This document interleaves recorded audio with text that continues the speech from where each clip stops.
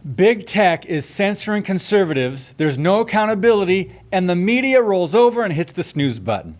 There's mounting evidence Facebook, Google, and YouTube seem to be doing to the internet what the radical socialist left has done to American universities.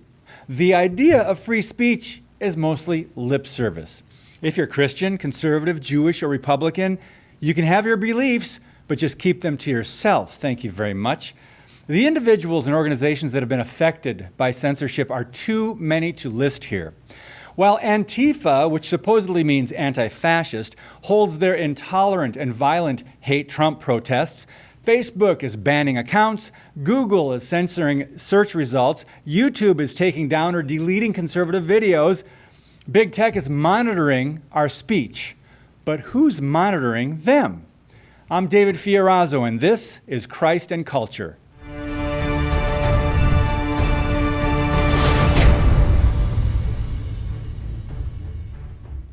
Well, the danger here is obvious. No individual person or single company should be deciding what the public gets to see and what they do not based on individuals in high positions determining what's important or newsworthy. Well, heck, the biased liberal media in America already does that, so it's vital that we fight for both sides to be heard on social media, or at least fight to maintain our freedom of speech. Prior to a subcommittee hearing last week on big tech companies censoring conservatives, Senator Ted Cruz said the Department of Justice should investigate Google for fraud and breach of contract.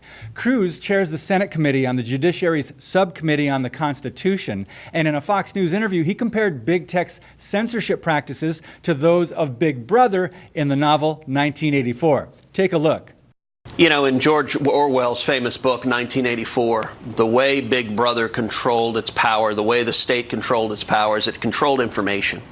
So we're at war with Eurasia. We've always been at war with Eurasia. And if that changes, the information simply disappears. We see in the big tech media companies that same exact power. Suggesting these big companies have a political agenda, which they do, and saying they're guilty of fraud and deceiving the consumer, Cruz continued, saying, quote, when you sign up, say with a Facebook or Twitter, you assume that if you follow someone, you'll see their tweets, you'll see their posts.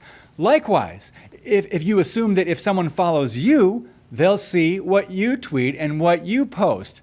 Well, that's not, in fact, what's happening. What's happening is the social media sites are censoring. They're shadow banning. If they don't like what you're saying, they just hide what you're saying, end quote. Christian conservative author Elizabeth Johnston, the activist mommy, recently stated this, quote, the big tech companies like Facebook and Google are trying to choke us out and have demonetized our content, cutting off our income that helped sustain our ministry. We must fight back against the progressive agenda and biased censorship. Conservative radio talk show host Dennis Prager created Prager University and puts out free, short educational videos on subjects important to understanding American values, ranging from the astronomical cost of higher education to the motivations of the Islamic State. YouTube has been restricting many of these videos by labeling them as violent or having sexual content. Well, Prager filed another lawsuit and recently testified before Congress on Capitol Hill that Google violates the First Amendment by censoring conservatives. PragerU stated, quote, there's no excuse for Google and YouTube censoring and restricting any PragerU videos, which are produced with the sole intent of educating people of all ages about America's founding values. Next, Facebook CEO Mark Zuckerberg admitted the social media giant chose to block American pro-life groups from running ads.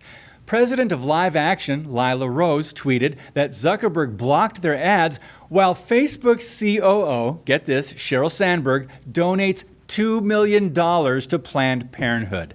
Twitter also banned Lila Rose and Live Action's pro-life ads, but naturally, they allow Planned Parenthood ads. Journalist James O'Keefe has gone through this for years due to the many scandals that he exposes by the left. Just last month, YouTube pulled down a Project Veritas video that showed Pinterest's anti-Christian bias. An insider told O'Keefe that Pinterest listed live action as pornographic.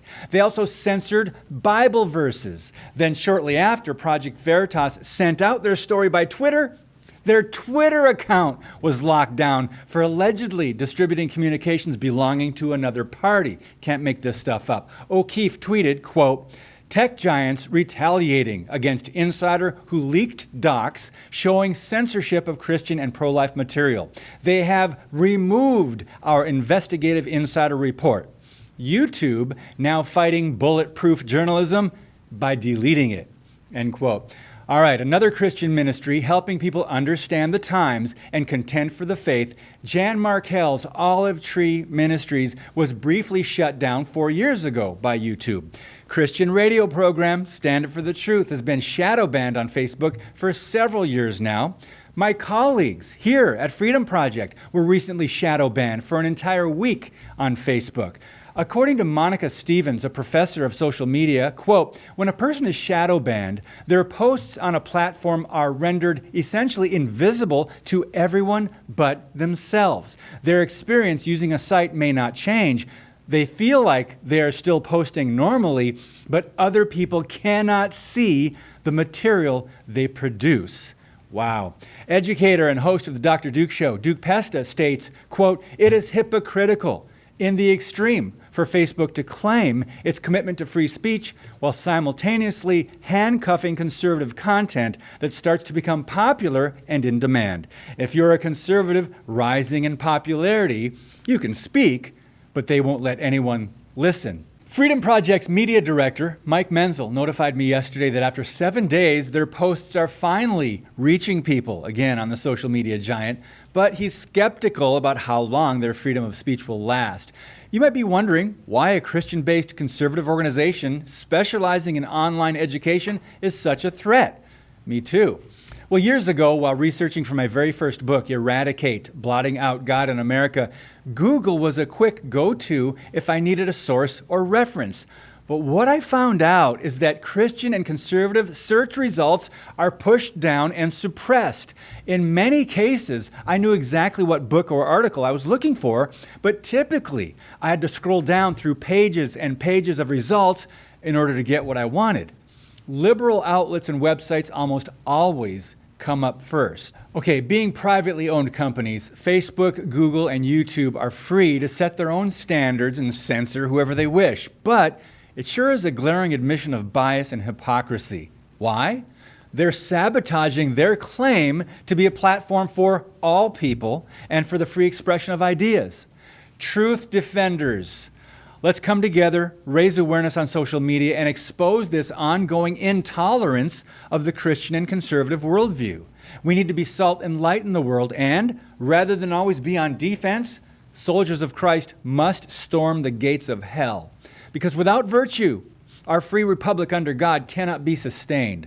Bible-based values and the Constitution is what helped establish the foundation of this exceptional nation. If the current environment of one-sided tolerance and censorship continues to be allowed, our freedoms won't last, and neither will America. If you liked this video, please share it. God bless you and keep speaking the truth about things that matter.